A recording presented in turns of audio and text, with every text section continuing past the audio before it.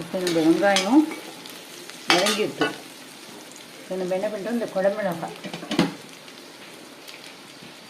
குடமிளகாயை எண்ணெய் அலம்பி கட் பண்ணி மறுபடியும் இன்னொரு வாட்டி அலம்பி இந்த மாரி வச்சுருக்கோம். இதை எடுத்து வெங்காயத்தோடு போட்டு நல்லா வதக்க போகிறோம்.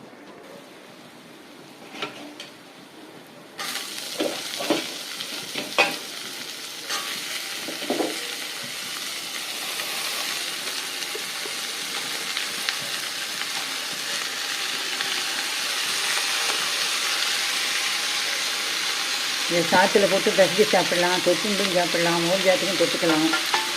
குடமிளகாயில் நிறைய டிஷ்ஷஸ் பண்ணலாம். அது நிறைய விட்டமின்ஸ், மினரல்ஸ், ஃபைபர்ஸ் எல்லாம் அப்படியே நல்லா புதஞ்சு இருக்குது. இதில் அவ்வளோ இருக்குது.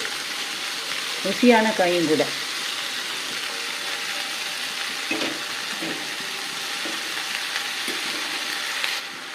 இப்போ நல்லா இதை திருப்பி விட்டுக்கணும்.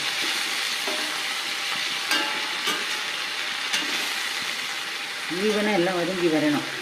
இதுக்கு வாட்ரு வெஜிடபிள்ஸ், அதனால் இதுக்கு வந்து தண்ணியெலாம் ஜலம்லாம் தெளிக்கணுங்கிற அவசியம் கிடையாது. இதுக்கு தனி மிளகாத்தூள் நான் போடுறேன். அரை டேபிள் ஸ்பூன் அளவுக்கு தான் போடுறேன். அதிக காரங்கள்லாம் சேர்க்கலை. குடமிளகாயிலும் காரம் கிடையாது. இருந்தாலும் இது சுருங்கி வரும்போது ரொம்ப கொஞ்சமாக போயிடும். அதனால் அந்தளவுக்கு இது போதும். ஒரு டீஸ்பூன் அளவுக்கு மஞ்சள் போட்டுண்டாச்சு. இப்போ இது வந்து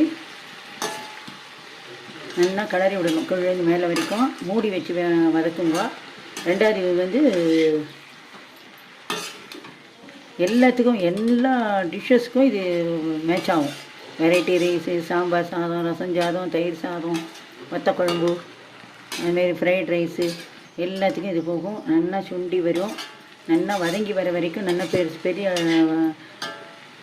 இதிலே வச்சு, இல்லாட்டா மீடியம் ஃப்ளேமில் வச்சு திருப்பி விட்டு வதக்கிண்டே இருக்கணும். இடையில தேவைப்பட்டால் எண்ணெயும் விட்டுக்கலாம். நான் சாதாரணமாக குக்கிங் ஆயில் தான் விட்டுருக்கேன். அது விட்டாலே இதுக்கு போதும்.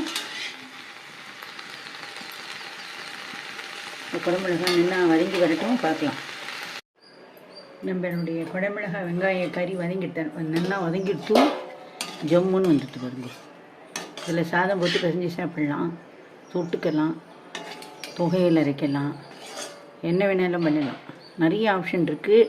வெங்காயம் போட்டும் பண்ணலாம். நான் அடுப்பை ஆஃப் பண்ணிட்டேன். அது வெங்காயத்தை போட்டும் பண்ணலாம், வெங்காயம் எல்லாமே பண்ணலாம். இது உங்களுக்கு சட்னியாகவும் அரைக்கலாம். நிறைய வேரியேஷன் இதில் நிறைய இருக்குது. ஹெல்த்துக்கு ரொம்ப நல்லது. நீங்கள் இதேமாதிரி பண்ணி பாருங்க. நன்றி, வணக்கம்.